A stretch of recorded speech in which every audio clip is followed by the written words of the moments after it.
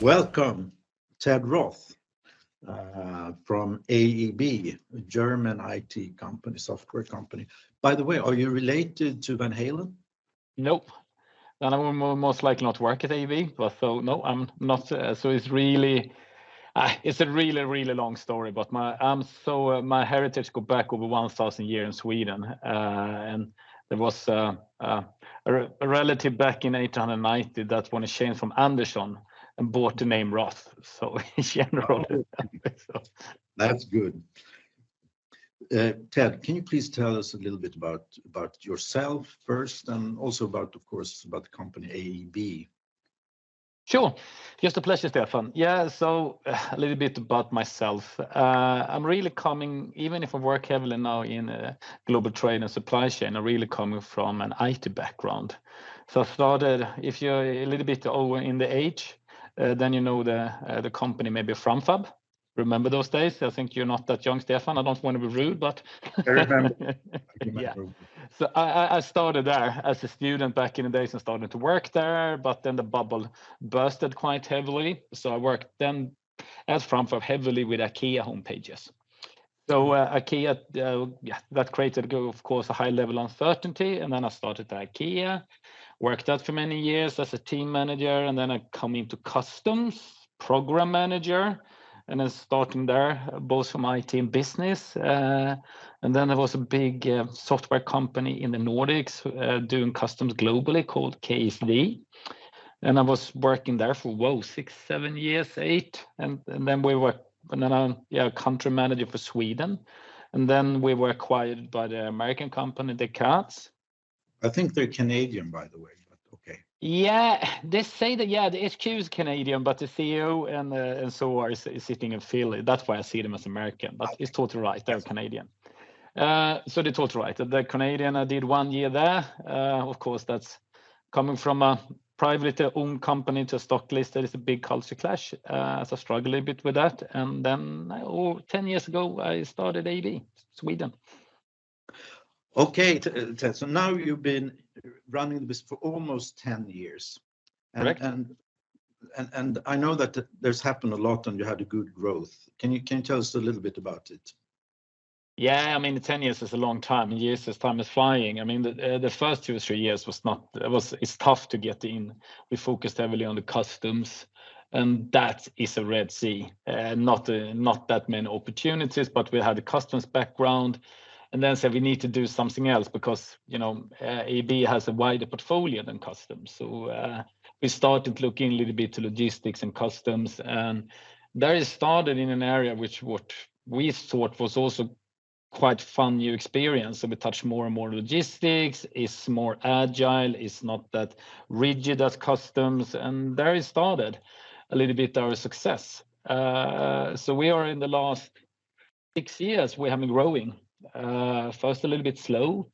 I mean, just for example, 2 years ago I moved to a new office, and I really planned to stay there for 5 years. And now I need to move again after this new year because we are really too many people in this place we are right now. So we are really on the growing path, and we continue with it because in the area of transport management we have we have a good success. So we're growing, and we're growing more than we thought we should grow. That's great. You've really taken off. When I spoke to you during the spring this year, 2023, you said to me that you will be double the size 2025. We did that already. You did that already? Yeah. In such let's say almost double. Just a few people lacking, so we're almost double. I suppose it's the labor market being a little bit tough within this area, perhaps. Yeah, no, I mean, it has been tough, and that's stopping a little bit the growth in the past. I mean, I've been growing quite heavily, but then using the bigger AEB organization to get help people in. But I should always be humble, but that's stabilized a little bit in Malmö on the IT sector. A lot of people have been hit. Econ have changed a little bit from looking at the first line to the last line. So there are really a lot of efficiency program, a restructuring program are taking place. So it's easier now in Malmö.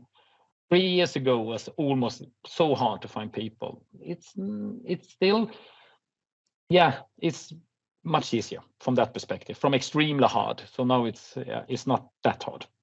The worsened economy, global economy, is affecting everything a little bit in different directions. Yes. Yeah. Talking about the labor market, let's talk a bit about the company AEB and the culture, because you were founded almost 50 years ago or something like that. Yeah, 79 we were founded. Yeah. It's very close to 50.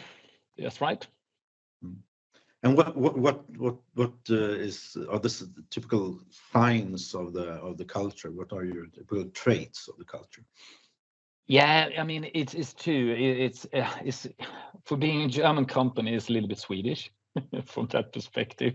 It's consensus. It's very consensus driven, flat organization, take decision in groups and not manager telling.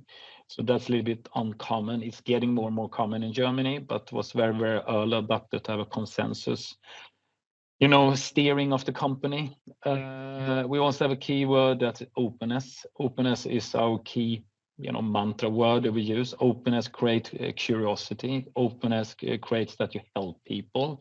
Openness also creates that you're really open and curious about your customer, what you're doing. But of course, very, very open in the dialogue with our employees. I mean, we are a very, very employee-focused company. Yeah, and I think you like it there, don't you? You thrive in that kind of culture more than perhaps in the traditional large global IT companies. Yes, you do. I mean, everybody is seen and everybody's taken care of, and that's one part. But also in this kind of companies, you can also afford sustainability and long-term thinking. It's not that driven from the next report to the stock exchange and boost the figures a little bit. You can take more strategical, sustainable decision, and instead of day to day have the best economy. So I do prefer this approach much better. Yeah. Let's talk a little bit about the solution that you have. You touched upon it a while ago, and you talked about the transport management system that has transportation management system that has really become a big thing here in the Nordics for you. Can you tell us about why you think that the demand for transportation management is so high right now? Yeah, and I mean, of course, everything that's happened the last 5 years has really helped transportation management. TMS, as a little bit everybody says TMS instead of transportation management software, get a little bit faster. It's end of the day, it's everybody needs it, but I think companies have not prioritized that much. There has been a lot of other focus in the actual, the warehouse management operations and so on. Omnichannel took a lot of focus initially, but in COVID just turned things totally around, where you needed something to get flexible and adjust fast all over the organization immediately. And without the TMS, that's almost impossible to do. So get that flexibility into your supply chain. And let's say to create a resilient supply chain, a TMS is more or less a must requirement to get that in if you should respond fast on disruption out there. Yeah. What do you see in the broader perspective? What are the big challenges that your customer has today? That's when you meet them. I know you meet a lot of big companies here in the Nordics, especially. What other problems or challenges? Yeah, I mean, it's the complexity of things. End of the day, I mean, it's they have this now, and quite often the TMS can be for mid-size and large companies, and of course the complexity changes a little bit depending on the company size. But of course, we do a lot with big international companies here, represented from Sweden, but sometimes also from Europe in general. And the complexity is that it's so many different locations to operate, and they need also to standardize the processes. So first of all, they need to identify what is our standard process. And sometimes, and then you need to see what kind of local adjustments are there on the sites. And then you need to decide which should continue to be a local because it's a must or it's very important for competition. So getting up that general standard process in the entire organization and also understand the localization that's out there is can be a challenge sometimes, to be honest. Yeah. There's, as we said, there's a demand generally for TMS right now in the wake of COVID-19 and all this everything. But what do you think? What's the reason for the market being keen on your system? Because you had a really success here with some large Nordic companies choosing. Why is that, do you think? I really think it's a little bit depends on, but what is offering our solution is a quite extremely good range. We call it a little bit sloppy TMS executions. So first of all, it's great interest because we have a big network of deep integrated carrier which is needed. Then we can add on customs and trade compliance topic, which makes us a little bit unique in some areas. So that's the first part, but it's also very native cloud solution built on a workflow process-oriented software. So that it means it can easily be adjusted to fit the customer need, what they need the process, and adjust the process. And I think that's really the key driver. So we have this workflow orchestration that's really into the technology, and that makes us a little bit unique. Okay, so it's about the system, not because you're such a nice guy. No, I don't think we would have won anything due to me. So, Can you tell us a little bit, but because your portfolio is quite broad, AEB's portfolio is quite broad with compliance, customs, even I think a WMS. Yes, we have a WMS also, correct. Is that it? I said it already. Yeah, you said everything. There's a lot of sub-modules there. Quite good offering, but your edge here at least seems to be the TMS, even though custom is where you came from originally, isn't it? Yes, it is. I mean, and that's the fun part. I just need to make a comment on the WMS. We are not selling that in the Nordics, and we never will, to be frank. It's TMS. We are not building up the skills and anything. So sometimes I get reached out, oh, you have a VMS, can you help us? No, I can't. The only thing we can do, that's a little bit the cool part, because VMS also we can support from a transport, even to pick and pack table. So we create that logic. And this is a little bit the cool part, which I think TMS is, so because what is a TMS? A lot of things that go into that.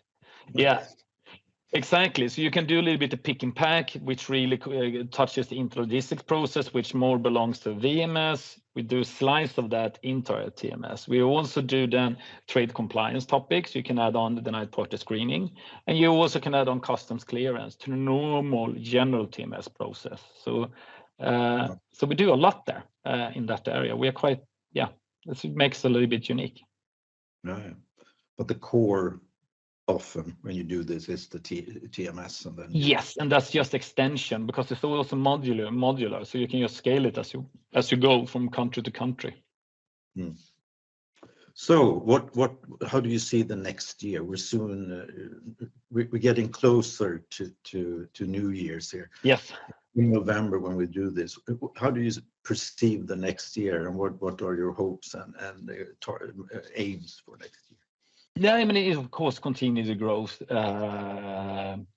Maybe calm it down a little bit because you can get a little bit of growth ache. It should never be underestimated. But really continue the growth in a very, very sustainable matters, and that all these customers we have won or continue to be very, very satisfied customers. That's the most important for me.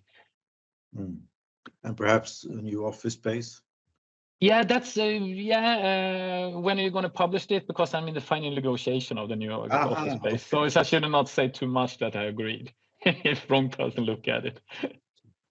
Finally, Ted, it's been really nice talking to you. But you told me, I suddenly after many years knowing you and the company AEB, I asked you about the origins of the name AEB, and that's really quite a fun story, I think. Can you please Yeah, tell us? I mean, it's EB. I don't dare to say it in Germany because I can get a bit wrong here, but EB stands for development company, and the A, because we're quite old, was we need, Mr. Belsia, the founder of the company, he wants to make sure that we are first in the phone book.